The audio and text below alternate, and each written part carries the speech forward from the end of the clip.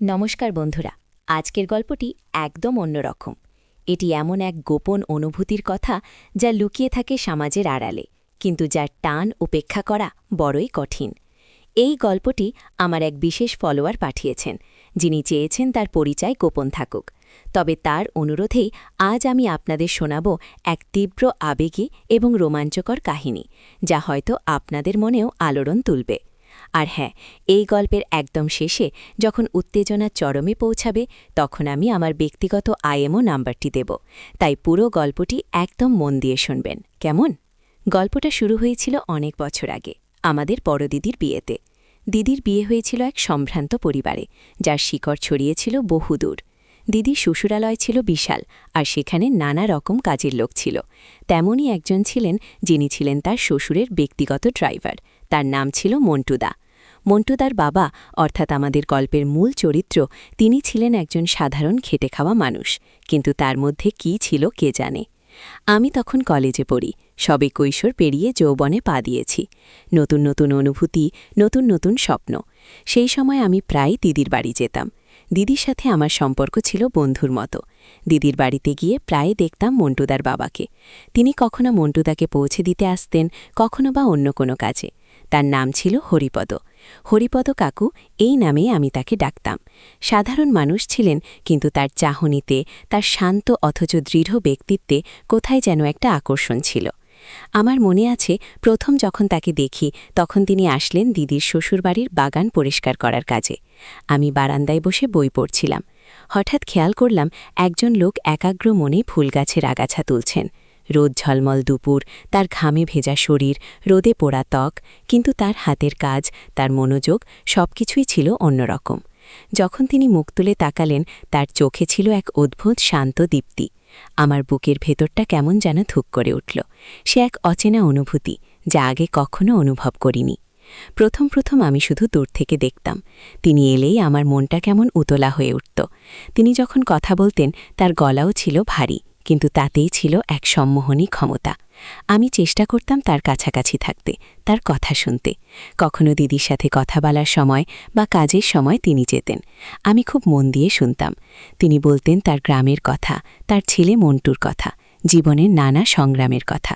তার সরলতা, তার সততা, সবকিছুই আমাকে মুগ্ধ করত। আমার মনে আছে, একবার বর্ষার দিনে দিদির বাড়ির পুকুর ঘাটে বসেছিলেন হরিপদ কাকু। বৃষ্টি তখন ধরেছে, কিন্তু আকাশ মেঘলা। আমি ছাতা মাথায় দিয়ে সেখানে গিয়েছিলাম। তিনি একা বসেছিলেন, তার চোখে মুখে এক গভীর বিষণ্ণতা। আমি একটু ইতস্তত করে তার পাশে গিয়ে বসলাম। তিনি আমার দিকে তাকিয়ে একটু হাসলেন। সেই হাসিতে ছিল না কোনো কৃত্রিমতা, ছিল কেবলই এক অন্যরকম অনুভূতি। আমরা কিছুক্ষণ চুপচাপ বসে রইলাম। বৃষ্টির ফোঁটা তখনও গাছের পাতায় লেগেছিল, বাতাসে ছিল ভেজা মাটির গন্ধ। সেই মুহূর্তে, তার সান্নিধ্যে আমি যেন এক অন্য জগতে পৌঁছে গিয়েছিলাম। আমার মনে হচ্ছিল এই মুহূর্তগুলো যেন চিরকালের জন্য থেমে যাক। দিনে দিনে আমার এই অনুভূতি তীব্র হতে লাগল। এটা যে প্রেম, তা আমি ঠিক বুঝতে পারছিলাম না, কিন্তু এটুকু বুঝছিলাম, এই মানুষটার জন্য আমার মনে এক বিশেষ জায়গা তৈরি হচ্ছে। আমি তার প্রতিটি কথা, তার প্রতিটি আচরণ মনে রাখতাম। তার সাথে দেখা করার জন্য আমি ছুতো খুঁজতাম। দিদির বাড়ি যাওয়াটা আমার কাছে এক উৎসবে পরিণত হয়েছিল।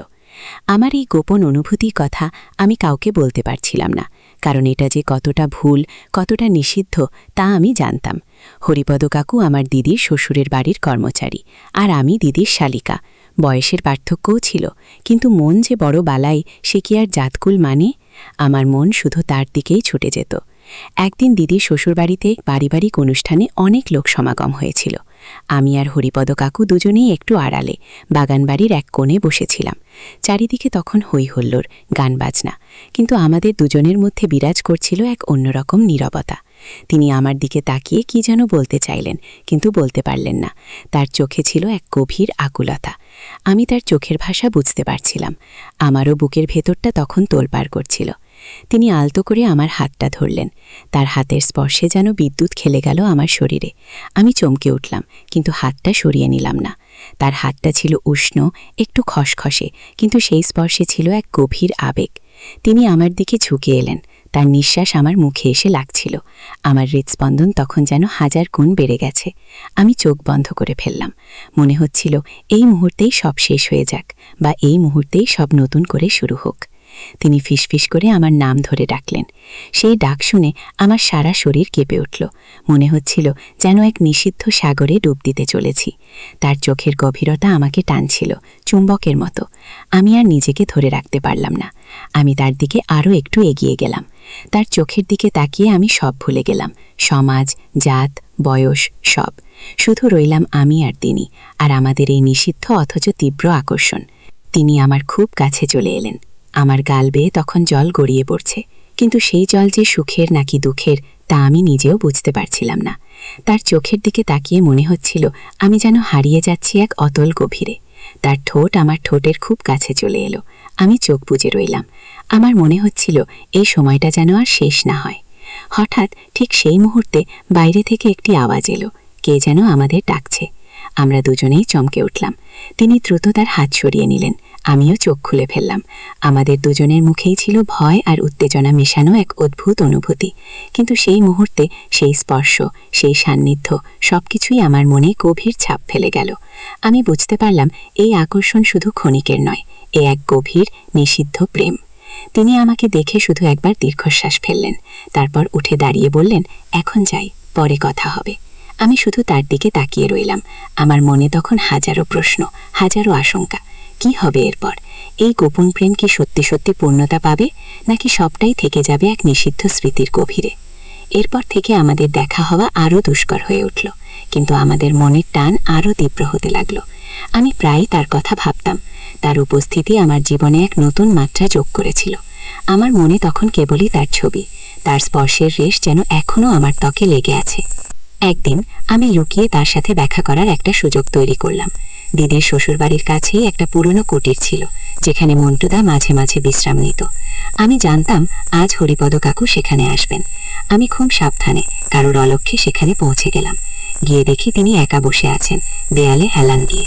আমাকে দেখে তিনি অবাক হলেন। তার মুখে ফুটে উঠল এক চাপা আনন্দ। আমি তার পাশে গিয়ে বসলাম।